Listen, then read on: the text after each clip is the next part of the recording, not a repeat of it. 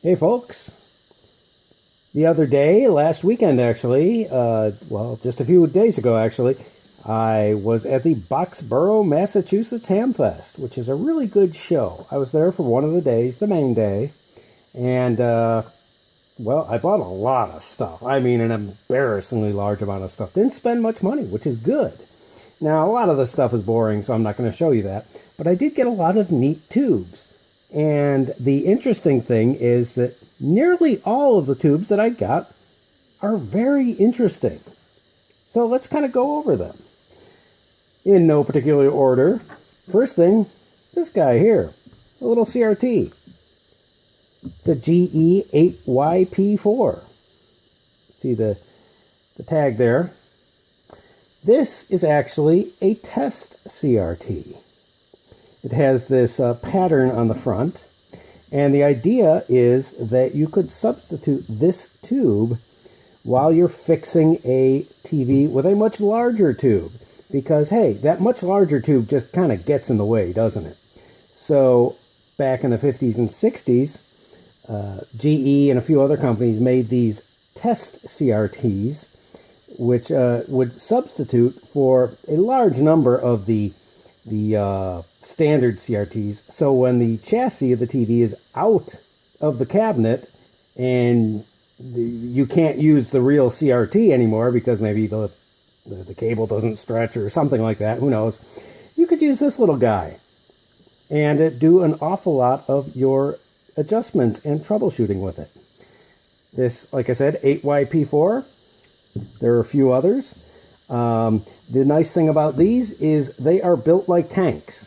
They tend to have very good cathodes, so they just keep, the emission just keeps up going forever. So they tend to be able to take a lot of abuse because, hey, they're meant to go in broken TV sets. So this is more or less like a little bit of test equipment almost. Weirdly, there is some sort of oil or something behind this piece of plastic here. I'll have to get that out of there. Sort of like a anti-cataract because this is purposeful here. It's for alignment and such like that. The price was free. Someone just a friend just gave it to me. All right, moving on. We got these guys here. Got two of them. I'll show one up close here. I bought a partial homebrew 1920s radio built into a large cigarette box. It's kind of a piece of junk. It was incomplete, but it had these wonderful tubes in it. Neontron. Look at the tag on that. These are 30s. These are Globe 30s. That's very interesting because Globe 30s tend to be quite rare, quite scarce. The reason? The Type 30 tube, it's a triode, by the way, was introduced basically at the end of the Globe tube era. This, the balloon shape here. Yeah, it was very popular in the 20s, but by 1930 or so, Globe tubes were going away. And the familiar ST bulb, the shouldered bulb, like the type that we think about, here they got this, that's an ST bulb, was coming into play, mostly for manufacturing reasons. The 30 was actually introduced as a tubular type, that is just straight-walled, but a few companies made them in globe bulbs. And this is very nice. Neontron, a weird company that I know almost nothing about, out of New York City. That's about it. And the neat thing is, I got two of them, and they're both in fantastic condition. The bases are a little loose, so I'll have to remedy that. But just beautiful. And you can see there, the branded base type 230. I don't know if you can see that. Yeah, it's often hard to see branded bases. But, oh, so nice. More 1920s tubes. I got 4 of these things. These are 01As, 201As from Speed. And they're all identical. I've only shown 2 here because they're all the same. they're all in wonderful shape, and they all have the stickers, and the stickers are all in wonderful shape. In the 1920s, a lot of the tube companies loved putting stickers on their tubes, sometimes very colorful. Like, look at that nice gold and it's kind of black or very dark brown. Because otherwise, there's nothing really to tell who made this tube, because a lot of them just use generic bases. Now, Speed was an early independent. They were one of the more legitimate independents. Probably most famous for their Type 295 triple twin triode. Kind of a weird dual triode thing. I'd love to get one of those, but boy, are they scarce. As I say, they were one of the more legitimate tube makers because, back in the 20s, these tube companies had to get the license from RCA. Basically, RCA had a very, very tight hold on the patents for a lot of tubes, even just plain old triodes like this. And yeah, this is just a plain old 201. You can, you barely see the 201A stamping on the top. Speed was one more or less legitimate because so many of the independent tube companies out there didn't get the license, and they were bootlegs. They were illegal tubes. Sometimes they were pretty decent. A lot of times they were garbage. But hey, some guys thought they could make a buck on the booming radio market. Let's save some money by not getting that license. I imagine that license was quite expensive. So yeah, this was really nice to get all these nice Speed tubes, because Speed tubes are actually pretty scarce. So let's stick these guys over here. Next thing is big and heavy, so pardon. I'm not going to show the whole thing because it's big. It's a big CRT. It was another freebie from a different place. It is, a 16 KP4A. And the guy said it's still a good tube. I'm going to put it down because it is heavy. It's an early rectangular type, which means there's an awful lot of glass in there, so it tends to be pretty heavy. GE, 1957 production. He says it's good. I really need to get myself a CR70 CRT tester made by Suncor. They're around, I just don't have one, because now that these old 50s, 60s, even 70s CRTs are kind of a thing that need to be saved and preserved, yeah, it's digging up these CRTs and testing them out is kind of a thing I ought to be doing. Okay, moving on in the CRT business. Guy I know gave me this guy here. He held it up like a microphone and said I should use it like a microphone. It is pretty interesting. Why? Can we read the base there? IBM. This is a Williams tube. Part number 319130. Basically a very early memory device.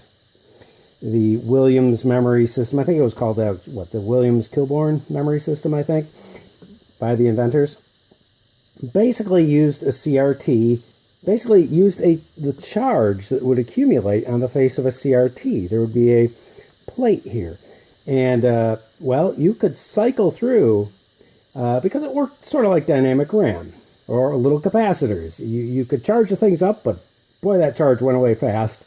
So you'd have to cycle through, re-up everything, but you could use it as a memory device. And this was used in the very, very early IBM computers, the early 700 series. I think the 701 used that. Let's get a little better look at that tag there. The base. Yeah, I know the index pin is busted. I'm not going to do anything about it because, this is a rare tube. It should kind of be kept as is, as found. But yeah, there was very little option for memory systems back in those early vacuum tube computer days. So the Williams tube was one of the systems, and that's one that IBM used. It did not work well, but it worked. Clearly overtaken by drum and core memory and delay line memory as well. Yeah, eventually core won out, and until semiconductor core was king. But those early IBM machines did not use core. So I was very, very happy about getting that because I don't have a Williams tube. All right, we got a bag of stuff here. More tubes. Let me get you out of the way a little bit there. And no, I don't want you rolling away. I got 1930s military tubes. You guys know how much I like 1930s military radios. Well, I got some nice big pin types here. RCA Cunningham. And you can see VT69, branded base. So Army Signal Corps, but legit 1930s construction. You don't find these very often. Yeah, sure, VT69s, which I forget what it actually is. Oh, a 6D6, apparently. Yeah, you could still find them World War II vintage with inked bases, but legit 1930s construction, hard to find. And here's a Navy version, a CRC 38646, also a 6D6. It's that weird Navy numbering system of the 1930s. One day I should make a video about those, because I do glom onto these things because, as you know, I collect 1920s and 30s Navy and Army radios. So I like to use the legit production 1930s tubes. They're pretty hard to find, but you do find them. And I was very happy to come across these, especially this guy here. It's another 38646, a CHS 38646, made by Sylvania. You don't see too many 1930s Sylvania military tubes. Most of the 1930s military tubes you find are RCAs or Western Electrics. So pretty neat. This is, I think, a VT76, which is, yes, a Type 76. Once again, legit 1930s construction, RCA. Oh, this is weird. It's 25Y5. Weird number. I think that's why I bought this. I think it was $1. But yeah, just a weird number. 25Z5, of course, is far, far more common. So, interesting stuff there. And let's see, last in the tube department, got a bunch of filthy, filthy tubes. But you can see they're going to be goodies. I've only looked about halfway through this box. I do know some of the goodies here, including this. This is what made me buy the box. It's another Neontron. That weird company that I was not familiar with. I don't know how legitimate they were, like I just said. But once again, the label is in fantastic condition. This is apparently a 484, which is kind of a weird 27 type. They're very, very similar. Carden, I believe it was a Carden number. But yeah, just that weird company with such a beautiful sticker on there. Normally these stickers are trash. They're either missing or trashed. And that's for any brand in the 20s, because they loved to use stickers. One, so they could use any old base. They didn't actually have to put their brand on a base. They could just have a print shop do a bunch of stickers. But yeah, Neontron, good looking sticker, because these stickers are always missing or busted or ripped or dirty or written on. Oh, not this one. So it's beautiful. I love it. Let's see, what's this? Oh, this is very interesting. It's a weird brand that I can't really tell from the base because it's all screwed up. They stamped it a few too many times, I think. But it's a Type 280 rectifier, but it's got a perforated plate. It's got the mesh plate. So, oh yeah, I'm going to have to fire this guy up. I don't know if the filament's good or not. Once again, it's filthy. I got to clean all these tubes. But yeah, there were very, very few companies that made these mesh plates. Most of the time you will find it on like 24s. It has to do with secondary emission, I think. But for some reason, some companies love to do mesh plate rectifiers. Perryman, I think, was one of those companies. This may actually be a Perryman, although made or branded to someone else. I don't know. Like I said, the branding is all screwed up. They didn't do a good job. So I'll have to get in there put it under a microscope or something to decode it. But yes, mesh place. Let's see if we can get that closer there. Oh yes, mesh. Let's see what else here. Oh, we have unknown. Looks like a 27, although the base kind of says Cardin because the Cardin used these kind of weird extended bases. Unmarked otherwise. We got, looks like a rectifier, a 5x4. Yeah, early TV type. Cunningham 371A. Yeah, pretty much your standard 1920s power output tube. You found the last tube in the radio. This is what you see. It even says for use in the last audio stage only. So that's kind of nice. Hope it's good. Okay. Oh, yep. You see here's an actual Cardin that's marked, the C484. You can see once again that weird elongated base. Yeah, it's basically a 27, more or less. Not terribly rare. Oh, I must have. Oh, here's an Arden, which was a related company. I think did Arden become Cardin, something like that, or the other way around? I don't know. But here, C484, different base, but slightly different construction too. Because hey, tubes evolved, and yeah, they kind of screwed up the branding on this one too. Yeah, sometimes they weren't all that careful back in the 20s. Yeah, here's another 484. Let's make sure nothing rolls off and hits the floor. So apparently, yeah, they scrapped the Cardin radio because here's another one. Oh yeah, and this is nice. This is another tube that I saw that made me buy the box of tubes. Yeah, I asked him. This guy said $5, so I just bought the box right then and there. This is a C182, which is the power output tube. Kind of scarce. It's sort of like a 45. Sort of. Hope it's good, because I don't know if I have one of these in my collection. But, yeah, C182 from Cardin. Anything else of interest? We see kind of normally looking tubes in there. Silvertone. Zenith, looks like a 6F6. Get it in the frame there. Another Silvertone. Can't tell. Oh, God, that must have seen some heat. Yeah, like this, too. That radio must have gotten hot. So, I don't put high hopes on those tubes. 6F5G, kind of an early one. You normally see the GTs. So, yeah, 1930s construction. A Loctal, for some reason. Another Loctal for some reason. Kind of boring. Like a ham tube, a 6146 probably. Get it in the frame. So dirty, I can't tell. But hey, if it's good, they're useful tubes. One of the great transmitting tubes. They used them forever. Guys still use them. Another Silvertone. Yeah, okay, so yeah, the rest is kind of, well, Silvertones mostly, but yeah, fairly uninteresting stuff. Well, 6P5.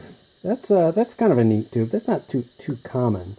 And that actually still has the sticker too. And it's not in too bad a shape. This might have to go into the collection. Yeah, 6P5G is a little triode, I think. So, oh yeah. So you can see almost all these tubes are just really spectacular. Including this guy here. And, these beautiful tubes with the labels, intact labels. Let's arrange some of them here because, hey, they need to be arranged. But, yeah, very, very successful Hamfest. I'm extremely pleased with what I found. It was just fun in general, of course. Let's get you in the background there. Maybe this should be my thumbnail shot here. We'll see what eBay, or not eBay, YouTube decides to make my thumbnail. but I can force it to be this. Okay, so there we have it. Some really great tubes that I found at the Boxboro Hamfest. I hope you like these, where I just kind of go through the tubes that I got, and the interesting ones, because you don't want me looking at a bunch of, I don't know, 6 CB6s, because they get pretty boring fast. But these, they're interesting. Alright guys, leave a like if you like, and maybe subscribe. You can follow me on Twitter. I am Uniservo. And yep, I gotta get to bed because 6 o'clock in the morning I wake up and I'm heading to VCF Midwest. I hope to see you there. Oh, and I should say, turns out I can go to Kutztown because I screwed up on my calendar. I can go to the Kutztown radio show, which is the following weekend. I will have my booth there, with or without my friend Paul. I don't know if he's going to be able to make it, but I will be there. Somehow I'm going to manage to get from VCF Midwest to Kutztown, swap around all my stuff, and somehow still be conscious and walking. All right, guys. I'll talk to you later. Bye now.